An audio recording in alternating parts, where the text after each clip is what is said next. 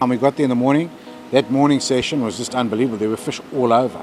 There's so many fish there that you end up getting cut off by one, or, you know, I mean, there's pretty rough terrain. It's coral reef and that type of stuff. So, I mean, if you touch a rock there, it's over for you. And depending on how the tide was, in the beginning there was a little ledge that was sort of 1.5 meters in front of you. And it was a real problem if you brought the fish in too fast, or you hooked him close to the rock, because he still had a lot of energy. If you managed to hook a fish far out and you could fight him a little bit slower, and when you got him close to the ledge, you could already start to turn his head and bring him up, it was fine. But having said that, a lot of those fish are sort of upward of 3 kilos, so lifting them onto the rock is another problem altogether. So you almost had to walk them to a place where it was pretty low and you could lift them onto the rock, but that didn't always work out, because to try and lead a fish of any type of size around like that is not very easy on the tackle that we were using.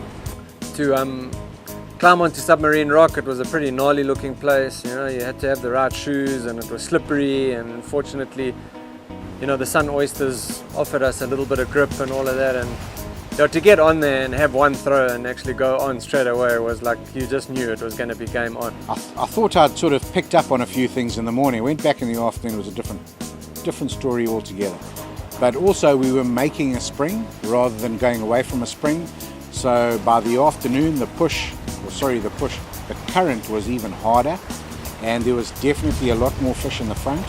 And every single one that you hooked on a full throw, and a full throw is 130 meters. So 130 meters, you'd hit the water, let it sink, tighten up, the fish would take 10 meters, cut off. It was, whereas that hadn't happened in the morning, because in the morning I also didn't have a 11-foot rod, I had an 8-foot rod.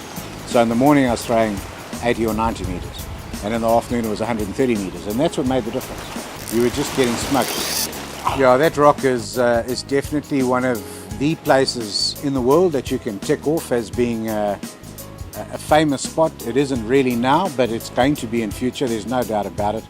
There's very few people that know much about it here, but there's no doubt that with a rock like that, that's right in the middle of a big passageway of moving water, there's this huge upwelling over the front, and by the afternoon session I'd learned that if you could throw over that upwelling, you'd catch the fish that were hanging on it or gliding on it, and every single throw was an on, instantly. It was just a matter of whether you're going to get smoked or whether you're going to get it out, and that's how it went. So we spent most of the afternoon remaking our gear, because the fish were big and they were smoking us all the time.